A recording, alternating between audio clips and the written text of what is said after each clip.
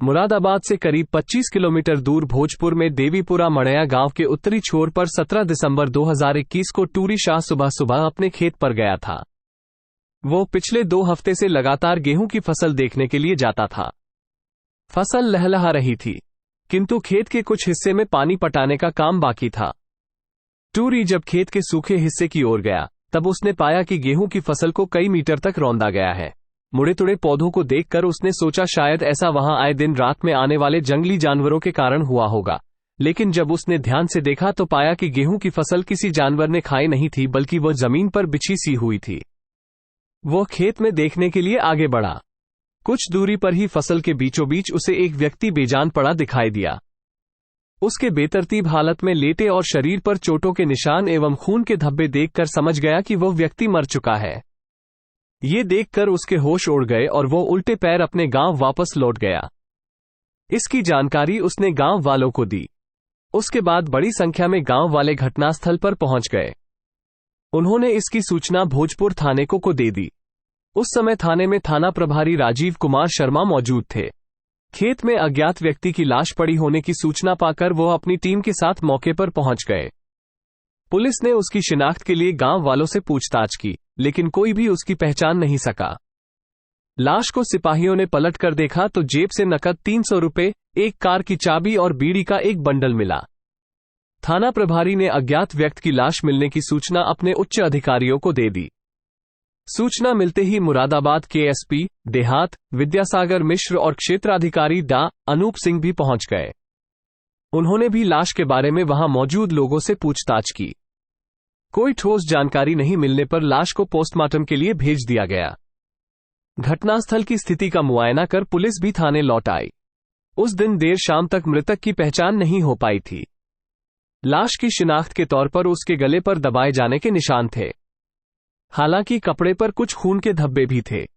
इस लाश के बारे में पूरी जानकारी एसएसपी बबलू कुमार को भी दे दी गई। एसएसपी बबलू कुमार ने अपने अधीनस्थों को निर्देश देते हुए जल्द से जल्द लाश की पहचान करवाने और हत्यारे को गिरफ्तार करने के आदेश दिए। एसएसपी ने केस को खोलने के लिए एक पुलिस टीम का गठन किया। टीम में सीओ डा अनूप सिंह, थाना प्रभारी राजीव कुमार शर्मा, एसआई सुधीर मलिक, मेघपाल सिंह, रमेश चंद, ईश्वर चंद, कांस्टेबल दीक्षांत शर्मा, प्रशांत वर्मा, बबीता आदि को शामिल किया। पुलिस टीम में सबसे पहले अज्ञात व्यक्ति की शिनाख्त हेतु पैम्फलेट छपवाकर आसपास के गांवों में वितरित करवा दिए गए। साथ ही उसकी फोटो व्हाट्सएप ग्रुप पर भी पोस्ट कर दिए गए। जल्द ही इसका परिणाम सामने आ गया। मृतक व्यक्ति की पहचान भोजपुर थाने के ही मनिहारान मोहल्ला निवासी अहमद हसन के रूप में हो गई। वो पिकअप वैन का ड्राइवर था, जो 16 दिसंबर 2021 से ही गायब था।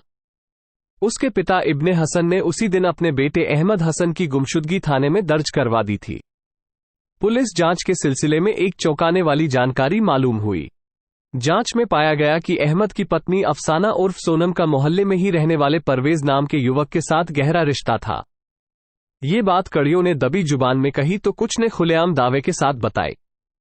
उन्होंने बताया कि वे दोनों को अक्सर एक साथ आते जाते देखते रहे हैं। अहमद के मरने के ठीक एक दिन पहले ही सोनम और परवेज एक साथ देखे गए थे। परवेज भी सोनम के लिए जरूरी खरीदारी में हाथ बटाता था। ईद बकरीद के मौके पर वो सोनम के यहां जरूर शामिल होता था। पेशे से बिजली मैकेनिक परवेज दूसरे इलाके का रहने वाला था, लेकिन उसने 2 साल पहले अहमद के मकान में किराए पर दुकान ले रखी थी। मोहल्ले वालों ने बताया कि परवेज ने सोनम के पति अहमद की गैरमौजूदगी का फायदा उठाकर उससे नजदीकियां बढ़ा ली थीं। सोनम भी घरेलू जरूरतों की पूर्ति के सिलसिले में चौखट लंघ चुकी थी। जरूरत पड़ने पर परवेज को साथ ले लेती थी। परवेज भी खुशी खुशी सोनम की मदद के लिए हर वक्त हाजिर रहता था। उनकी उम्र में 19-20 का ही फर्क था। इस कारण सोनम और परवेज ने एक दूसरे को देवर भाभी के रिश्ते का नाम दे दिया था। इतनी जानकारी मिल जाने के बाद पुलिस ने अहमद हसन के बारे में पूछताछ के लिए दोनों को थाने बुला लिया। तब तक अहमद की पोस्टमार्टम रिपोर्ट भी आ गई थी। रिपोर्ट के अनुसार उसके शरीर पर चोट के निशान पाए गए थे और पीट कर हत्या किए जाने की पुष्टि हो गई थी। उसकी गुमशुदगी की रिपोर्ट के सिलसिले में भोजपुर थाने की पुलिस सोनम से पहले भी पूछताछ कर चुकी थी। तब सोनम ने बताया था कि बगैर किसी को जानकारी दिए वो कहीं चला गया है। इसी के साथ उसने डब्बाई आंखों से ये भी कह दिया था कि हो सकता है उसे किसी ने मार डाला हो। पुलिस को ये बात गले नहीं उतरी कि आखिर एक पत्नी अपने पति के बारे में मरने जैसी बात कैसे कर सकती है। थाना प्रभारी ने जब दोबारा सोनम और परवेज को पूछताछ के लिए बुलाया, तब सोनम से सीधे सीधे कई सवाल किए। तुमने गुमशुदा शौहर के बारे में पूछे जाने पर उसके मारे जाने की आशंका क्यों जताई थी? क्या तुम्हें उसकी हत्या के बारे में पहले से मालूम था? अहमद की किसी के साथ कोई दुश्मनी? एक साथ इतने सवाल सुनकर सोनम घबरा गई। किसका किस तरह से जवाब दे समझ नहीं पाई। गोलमोल बातें करने लगी, जिससे थाना प्रभारी संतुष्ट नहीं हुए। यहां तक कि पति अहमद की लाश देखकर उसने दुपट्टे से मुंह ढक लिया था। रुआनसेपन को दिखाने के लिए केवल आंखें पोंछती नजर आई। उसकी इन गतिविधियों को पुलिस टीम ने बारीकी से नोट किया। वो पूछे सवालों के ठोस जवाब नहीं दे पाई थी। थाना प्रभारी सोनम को अकेला छोड़कर परवेज से पूछताछ के लिए दूसरे कमरे में लेकर चले गए। औपचारिक बातें करते हुए उन्होंने अहमद और सोनम के साथ उसके संबंध और काम धंधे के बारे में पूछताछ की। इस सिलसिले में परवेज ने बताया कि वो बिजली मैकेनिक का काम करता है, इसलिए करीब 2 साल पहले अहमद हसन के पिता इब्ने हसन से किराए पर दुकान ली थी। दुकान में बिजली के सामान बेचने का काम करता था और मोहल्ले में किसी के बुलावे पर घरों में जाकर बिजली की खराबी भी ठीक कर दिया करता था। अहमद के घर की बिजली ठीक करने के लिए वो उसके घर जाता था। अहमद का किराएदार होने नाते वो उनसे केवल सामान का ही पैसा लेता था। बहुत कहने पर भी मेहनताना लेने से इनकार कर देता था। खुश होकर अहमद की पत्नी अफसाना उर्फ सोनम उसे चाय नाश्ते किए बगैर नहीं जाने देती थी। ये सब बातें सुनते हुए थाना प्रभारी ने कहा, और इसका तुमने नाजायज फायदा उठाया। कैसा फायदा साहब जी? यही कि तुम सोनम पर डोरे डालने लगे, अहमद की गैरमौजूदगी में भी उसके घर जाने लगे। थाना प्रभारी ने कहा, नहीं, ये गलत बात है। मैं कभी अहमद की गैरहाजिरी या किसी के बुलावे के बगैर उसके घर में नहीं घुसा। वो तो जब कभी सोनम, उसके ससुर या अहमद कहते थे तभी वहां जाता था। परवेज ने सफाई दी। तुम झूठ बोल रहे हो। पूरा मोहल्ला जानता है कि तुम्हारा अहमद की बीवी के साथ चक्कर चल रहा है। तुम उसके प्रेमी हो। थाना प्रभारी ने अपनी बात पर जोर देते हुए कहा। मोहल्ले वाले गलत कहते हैं साहब। मैं सोनम का कुछ बाहरी काम कर देता हूं, इसलिए वो ऐसा बोलते हैं। उन्होंने हमें साथ साथ देखा है। मैं उसे भाभी कहता हूं, इसलिए लोगों ने हमें बदनाम किया है। परवेज बोला, अगर तुम अहमद और सोनम के करीबी थे तो अहमद के लापता होने की खबर पाकर थाने क्यों नहीं आए थे? क्या इस बारे में तुम्हें सोनम ने नहीं बताया था? ये सुनकर परवेज चुप्पी लगा गया। उसकी चुप्पी पर थाना प्रभारी ने डपटते हुए कहा, अब और कुछ भी मत छिपाओ। मुझे सब पता चल चुका है। सोनम अपने बयान में बहुत कुछ बता चुकी है जो तुम्हारे खिलाफ है। ये सुनकर परवेज तिलमिलाता हुआ बोला, तो मैं क्या करूं? अहमद की मौत में मेरा हाथ है? मैंने उसे कहा था खूब शराब पियो और बीवी से मारपीट करो। वो तो सोनम से जब शौहर का जुर्म बर्दाश्त नहीं होता था तब मेरे पास अपना दुखड़ा सुनाने चली आती थी और मैं उसे सब कुछ ठीक हो जाने का ढांढस बंधा दिया करता था। परवेज का इस तरह से तिलमिलाना पुलिस के लिए आशा की किरण के समान था। अब उससे सख्ती से पूछताछ की जानी थी। सोनम को साथ बिठाकर अहमद हत्याकांड के बारे में पूछताछ की तो उन्होंने अपना जुर्म कबूल कर लिया। इसके बाद जो कहानी सामने आए वह इस प्रकार है। सोनम ने बताया कि परवेज को जब उसने पहली बार देखा था तभी वो उसकी नजर में भाग गया था। सोनम 2 बच्चों की मां होते हुए भी परवेज के गठीले शरीर और बातचीत करने की अदाओं पर मर मिटी थी। परवेज भी सोनम की सुंदरता का दीवाना बन गया था और वो जब भी उसकी दुकान पर आती थी तो सब काम छोड़कर उसकी जरूरतों को तरजीह देता था। उसे भाभी कहकर बुलाता था। उसने अपनी लच्छेदार बातों से सोनम को अपने प्रेमजाल में फांस लिया था।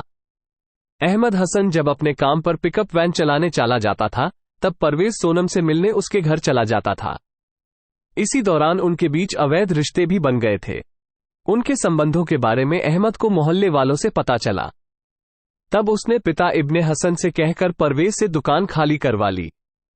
इसके बाद भी सोनम और परवेज का मिलना जुलना जारी रहा। दोनों के बीच अवैध संबंधों का सिलसिला चलता रहा। अहमद और उसके परिवार वालों ने सोनम को समझाने की काफी कोशिश की, लेकिन उसके दिमाग से परवेज के इश्क का फितूर नहीं उतर पाया। वो उल्टे जवाब देने लगी कि लोग उसकी सुंदरता और जवानी पर जलते हैं, इसलिए ऐसा कहते हैं। जबकि अहमद के दिल और दिमाग में परवेज और सोनम के बीच चल रहा इश्क का चक्कर कांटे की तरह चुभने लगा था। कई बार यह सोचकर वो बौखला जाता था और गहरे अवसाद में घिर जाता था। उस गम को भुलाने के लिए वो शराब पीकर घर आने लगा था। सोनम उसके शराब पीने का विरोध करने लगी थी। एक तरफ शराब का नशा था तो दूसरी तरफ मोहब्बत का नशा। नतीजा आए दिन पति पत्नी के बीच झगड़े होने लगे। धीरे धीरे सोनम और अहमद के बीच होने वाली गुस्से भरी बातें, नाराजगी और गाली गलौज मारपीट में बदल गई। शरीर से बलिष्ठ अहमद शराब के नशे में सोनम की जमकर पिटाई कर देता था। सोनम इसकी शिकायत लेकर सीधे परवेज के पास जाती थी। उससे कहती थी वो कोई रास्ता निकाले ताकि वह अहमद की मारपीट और जुल्मों से बच सके। इसकी जानकारी अहमद को भी हुई। एक रोज वो गुस्से में तमतमाया हुआ परवेज के पास जा पहुंचा। उसे रास्ते में रोककर भला बुरा कहने लगा। इसके जवाब में परवेज ने कहा, यार देखो, तुम मेरे ऊपर नाहक ही शक करते हो।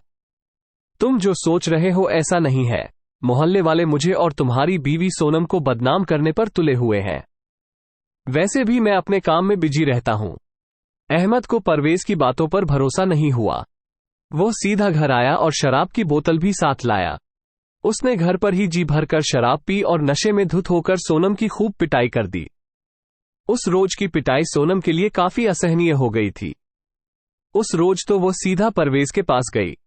उससे फरियाद करने लगी कि चाहे जैसे भी हो, वो उसे शौहर की मारपीट से निजात दिलाए, वरना वो जान दे देगी। सोनम ने यहां तक कहा कि वो उसे ठिकाने लगा दे, फिर दोनों निकाह कर अपनी नई जिंदगी की शुरुआत करेंगे। 17 दिसंबर 2021 को जुमे का दिन था। उस रोज अहमद की साप्ताहिक छुट्टी होती थी। ये सभी जानते थे। उस दिन अहमद 11 बजे बाजार जा रहा था। रास्ते में उसे परवेज मिला। बोल पड़ा, बड़ी जल्दी में जा रहे हो? आज जुमे की छुट्टी है, घर का राशन पानी लाना पड़ता है, बाजार जा रहा हूं। अहमद ने कहा, आज तो मेरी भी छुट्टी है। परवेज भी बोला, तो मैं क्या करूं तुम्हारी छुट्टी का? अहमद रुखेपन से बोला, अरे यार, इतनी भी क्या बेरुखी है, तुम तो हमेशा नाराज ही रहते हो। क्यों ना आज 2-2 पैग हो जाएं? साथ पीने की इच्छा हो रही है। देखो, आज जुमा है, मुझे नमाज को भी जाना है। आज नहीं, फिर कभी। खर्च मैं करूंगा। शराब पीने का शौकीन अहमद परवेज की बात टाल नहीं सका। जैसा कि अक्सर एक आम शराबी के साथ होता है, वे इसके चलते सभी गिले शिकवे और दुश्मनी भूल जाते हैं। परवेज ने कहा कि वो शराब भोजपुर से खरीदेगा जरूर, लेकिन कहीं दूर जाकर एकांत में पिएंगे। कोई देखेगा भी नहीं। अहमद को परवेज की यह बात और भी अच्छी लगी। वो उसके कहने के मुताबिक उसकी बातों में आ गया। परवेज समय गंवाए बगैर शराब के ठेके से शराब की एक बोतल, 2 डिस्पोजल गिलास, नमकीन का पैकेट, सिगरेट की डब्बी और पानी की बोतल खरीद लाया। सारा सामान स्कूटी की डिक्की में रख लिया। अहमद को स्कूटी पर बिठाकर भटियारा और सना होटल होते हुए गांव देवीपुरा की मड़ैया के उत्तरी दिशा के जंगल में ले गया। वहीं पर बैठकर दोनों ने शराब पी। परवेज ने कम पी और अहमद को पैग पर पैग पिलाता रहा। जब तक पूरी बोतल खाली नहीं हो गई, तब तक वो पीता रहा। परवेज ने जब देखा कि अहमद पर शराब का नशा चढ़ चुका है और उसके पैर लड़खड़ाने लगे हैं, तो परवेज ने सहारे से अपनी स्कूटी पर बैठा लिया। कुछ दूर जाकर गेहूं के खेत के नजदीक परवेज ने अपनी स्कूटी रोकी और धक्का देकर उसे गेहूं के खेत में गिरा दिया।